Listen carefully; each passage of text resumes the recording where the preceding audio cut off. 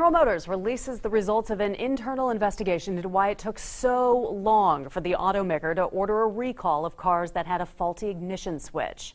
That defect took the lives of 2 Idaho men near Caldwell last year. Lauren Johnson has been following the story. She is live in studio with the latest.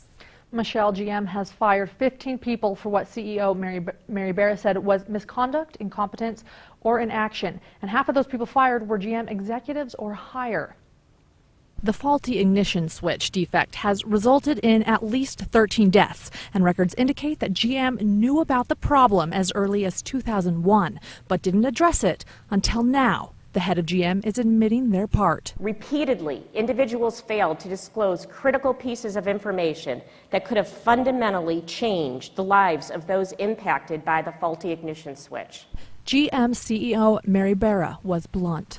This report is extremely thorough, brutally tough, and deeply troubling. She's talking about the internal GM investigation into the recall of 2.6 million cars because their ignition switch could turn off, shutting down the car's power unexpectedly. Our job is clear: to build high-quality, safe vehicles. In this case, with these vehicles, we simply didn't do our job. The faulty ignition is why 23-year-old Amador Cortinas was killed, along with his best friend near Caldwell in October.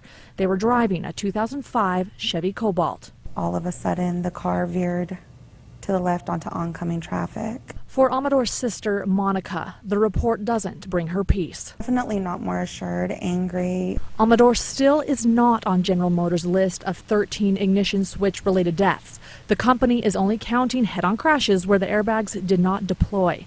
And Monica believes there are many more deaths not accounted for. There's several families and people who have been killed within the GM that are not part of any of the 13 that were disclosed. Federal investigators admit the death toll may grow. General Motors announced it will implement a compensation program for the victims' families.